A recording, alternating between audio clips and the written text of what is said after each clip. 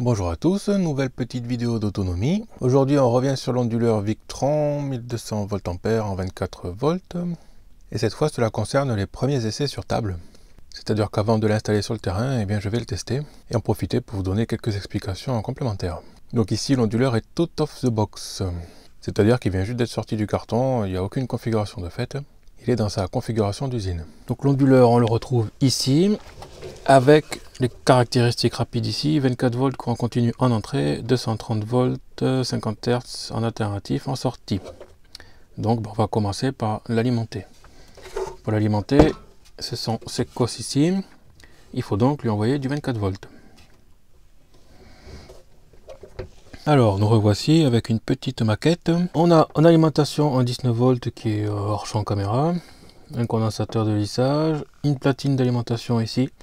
C'est un convertisseur boost dont la tension est réglable par le potentiomètre là. Un voltmètre ici pour connaître la tension à laquelle c'est réglé, donc la tension qui alimentera l'onduleur. Donc ça passe ici par ce petit disjoncteur et c'est branché sur les cosses derrière l'onduleur. Maintenant je vais mettre sous tension en marche forcée.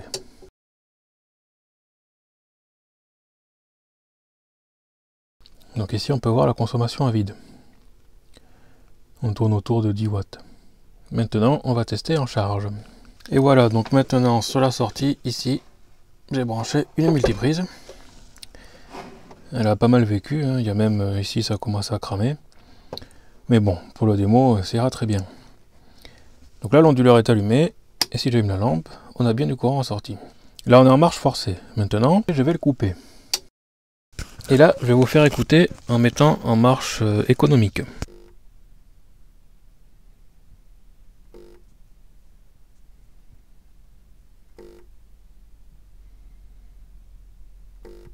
Donc là, on peut entendre qu'à peu près toutes les 3 ou 4 secondes, il met un petit pet et hop, il s'arrête. On peut voir que la consommation a largement diminué, puisque c'est tellement faible qu'en fait, le wattmètre ne le voit même pas. Donc là, ça permet de faire de très grosses économies d'énergie. Et je vous montre ce que ça fait sur la sortie. Là, c'est éteint.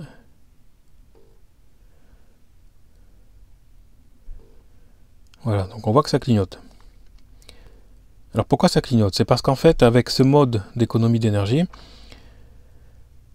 l'onduleur envoie une pichenette, il mesure la consommation qu'il a sur la sortie, et ensuite, si c'est trop faible, il coupe. Là, c'est une petite LED de 5 watts, qui est trop faible pour qui est en fait sous le seuil de détection de l'onduleur. Du coup, l'onduleur considère qu'il n'y a rien de branché derrière, et il s'éteint. Alors si je passe en marche forcée,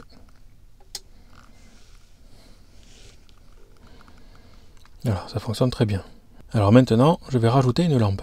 Voilà, donc là je suis toujours en marche forcée. J'ai rajouté cette lampe là, c'est du 30 watts en halogène. Donc si j'allume, pareil, ça s'allume, on voit que la consommation augmente. Voilà, ça fonctionne aussi très bien. Donc là je vais couper. Et maintenant je vais mettre en mode écono d'énergie. Voilà, maintenant il va clignoter. Donc j'allume celle-là. Là il détecte toujours qu'il n'y a pas assez de charge, du coup il s'éteint régulièrement. Maintenant j'allume l'autre. Là il a détecté qu'il y a suffisamment de charge, donc il continue d'alimenter en permanence les charges. Et si je recoupe, que je laisse que la petite charge,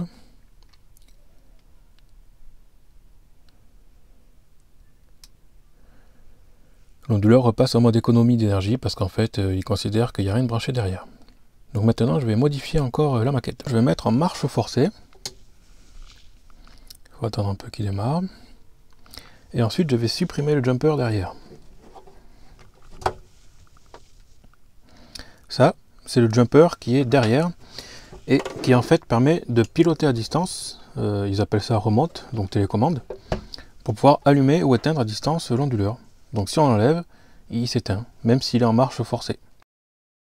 Donc, je vais le rebrancher pour vous montrer. Et là, il redémarre. On va tester pareil en mode éco. Donc là, je coupe pour basculer en mode éco.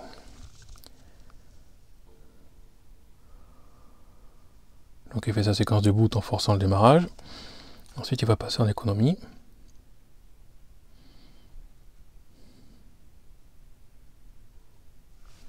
Maintenant, je vais le couper en enlevant le jumper. il ne fait plus rien. Maintenant je vais remettre le jumper.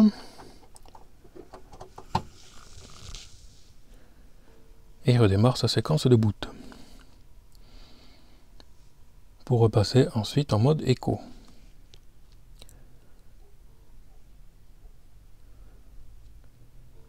Donc, qu'est-ce que je vous ai montré là? Il y a deux modes de fonctionnement. Le mode permanent, où on met en marche forcée, où là la charge est en permanence alimentée.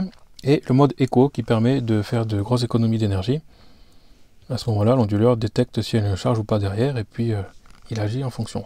Donc voilà, nous arrivons à la fin de ces quelques premiers essais. J'espère que cela vous a intéressé. Ne loupez pas la prochaine vidéo qui sera consacrée à la Terre et aux protections différentielles. C'est quelque chose de fondamental qu'il va falloir bien comprendre si vous souhaitez aussi réaliser une installation d'autonomie électrique, parce que c'est vraiment un impératif si vous voulez protéger vous et vos proches avec ce genre d'installation. Voilà pour cette petite vidéo. À plus!